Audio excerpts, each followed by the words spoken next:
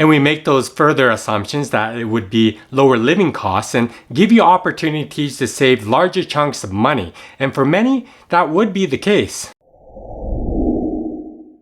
Hello everyone, this is Ronan Blue and today's topic is on leaving your expensive city during the coronavirus. So you're still in New York City? Yeah, unfortunately I'm still trying to get out. Now those types of conversations are actually becoming a joke, but there's some truth to it.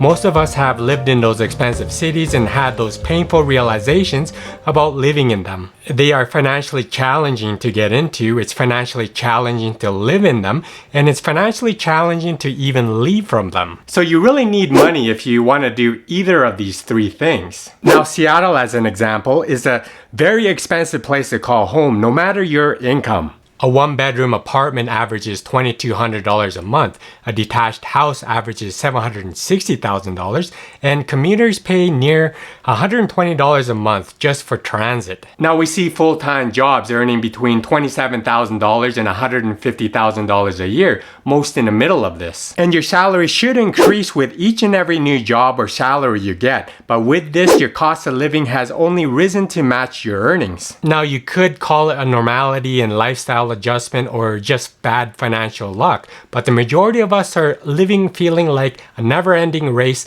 that we can't win. Just when you think you're gaining speed, seems the world around us always catches up quick. So when you start off as a student, you're not really bothered by it at first. You focus on your studying and not on getting ahead for a larger salary. You're in this mindless state when it came to things like debt repayment. But once you become a new graduate, you get your first job, you start wondering if choosing to stay in an expensive city like Seattle is an act of financial self-sabotage. Now, are you actually making it harder for yourself to achieve the life that you want? But there are tons of things that many of us would like to achieve within the first decade of just getting that first job. Things like marrying your partner, owning a house, doing some traveling, and maybe having a baby or two. But many of us with the reality of the rising cost of living have serious trouble imagining how you'll ever be able to meet those milestones if you keep living in your expensive city. So then you start thinking to yourself, at what point does living in an expensive city just become financially irresponsible? And how do you know when it's time to go? And you're not the only one who's thinking this.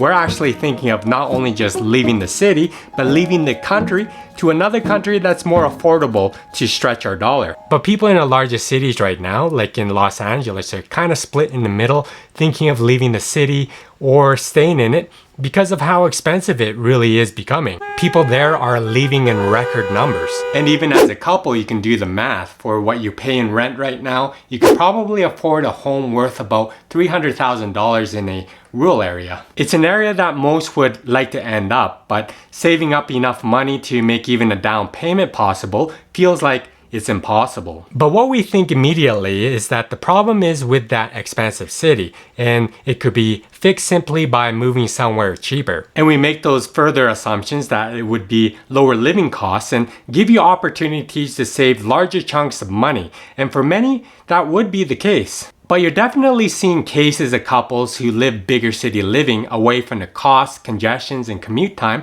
fleeing to smaller cities like they're all seeing their money go farther than they did in the city. You can actually see the reverse as well of those who decided to go into the city and paying, of course, way more. But just because you leave that expensive city doesn't mean you leave with your same salary. You'll find that in smaller cities and rural areas, they often present their own problems like fewer job opportunities and lower incomes. You might actually see your friends renting in those smaller cities or rural areas who pay half of what you're paying in rent, and some that have already managed to buy their own homes as well. You might also think that you're earning more than your friends as well, and your position isn't offered outside of the metropolitan area. But some actually say that it doesn't really matter where you live. Life costs money and it's all relative, and that the green isn't always greener on the other side. You'll be confronted with advertisements of how other smaller cities are more appealing with larger apartments for way cheaper, and you start thinking about buying that house. But you might also hear of people moving to the rural areas and living with those smaller rents and mortgages so they can open up their own businesses, but later to find out that that dream that they had of living that less hectic lifestyle and saving more actually ended up to be even more expensive. Now the big cities might not be affordable, but They are melting pots of different cultures, genders, and lifestyles that rural areas just aren't. And many people actually feel a huge pull to cities for that very reason. Many feel they end up liking that feeling of living in those diverse cities. But you'll definitely miss the city life with the yoga classes, or being able to walk to the grocery stores, or being able to bike around and having those really good restaurants around as well. There's a lot of conveniences that you'll definitely lose. But of course, it works out best when people have those urban incomes with rural housing prices. But of course, the rural lifestyle has its attractions as well, like the slower pace of life with the peace and quiet around you, and the lower living costs that are a great lifestyle. But some who have chosen to move to the rural areas have seen that housing costs recently have been driven up. It seems there are examples all across the country of smaller cities that are now much more expensive to live in. Seems there's no way to escape it.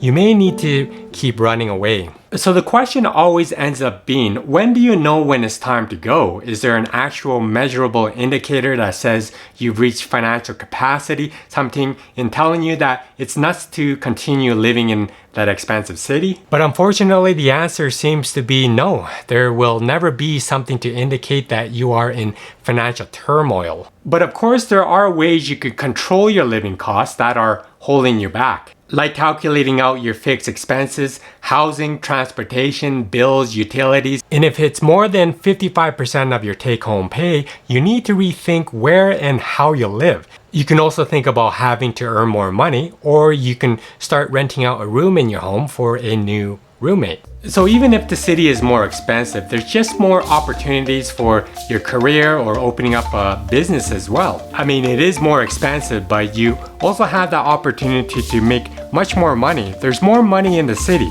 And that's what's so frustrating about this part of the whole situation. There's more money to be made in the cities, but there's more money that needs to be spent in them as well. But now with this pandemic, with many of us working from home, that looks to be becoming the normality, it might be your chance to still have those urban center incomes with rural housing prices done by working remotely. And that would probably be the best situation to be in, to enjoy the accessibility and income of the big city, but retreat to the affordability and quietness of the country.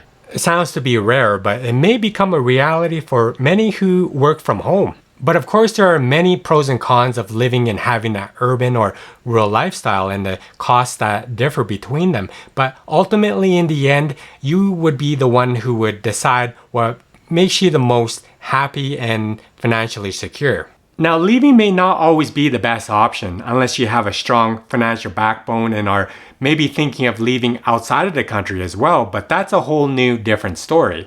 You have to consider what the fantasy is and what reality is. Well, tell me if you would leave your expensive city in the comment section below. If you like this vlog, please don't forget to give me a like, subscribe if you haven't already, and hit that notification bell for more of my coming content here.